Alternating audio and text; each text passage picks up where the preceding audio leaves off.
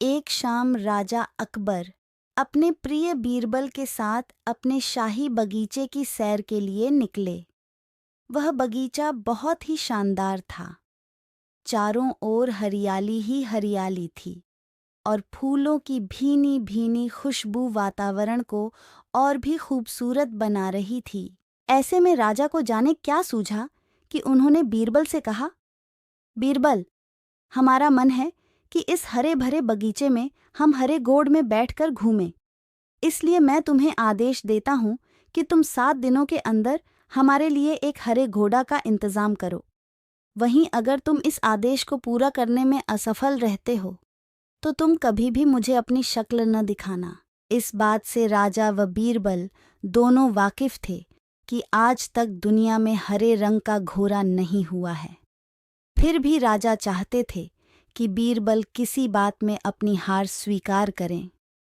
इसी कारण उन्होंने बीरबल को ऐसा आदेश दिया। मगर बीरबल भी बहुत चालाक थे। वो भली भांति जानते थे कि राजा उनसे क्या चाहते हैं। इसलिए वो भी घोड़ा ढूंढने का बहाना बनाकर 7 दिनों तक इधर उधर घूमते रहे। 8वें दिन बीरबल दरबार में राजा के सामने पहुंचे और बोले, महाराज, आपकी आज्ञा के अनुसार मैंने आपके लिए हरे घोड़े का इंतजाम कर लिया है, मगर उसके मालिक की 2 शर्तें हैं। राजा ने उत्सुकता से दोनों शर्तों के बारे में पूछा।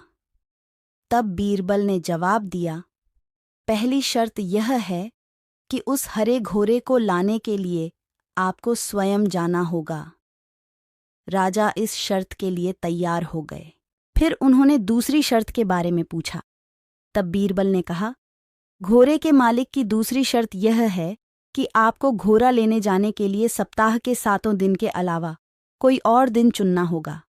यह सुन राजा हैरानी से बीरबल की ओर देखने लगे। तब बीरबल ने बड़ी सहजता से जवाब दिया, महाराज, घोड़े का मालिक कहता है कि हरे रंग के खास घोड़े को लाने के लिए उसकी यह खास शर्तें तो माननी ही होंगी। राजा अकबर बीरबल की यह चतुराई भरी बात सुनकर खुश हो गए और मान गए कि बीरबल से उसकी हार मनवाना वाकई में बहुत मुश्किल काम है। दोस्तों, यह कहानी हमें यह सिखाती है कि सही सूझबूझ और समझदारी के साथ नामुमकिन लगने वाले काम को भी आसानी से किया जा सकता है।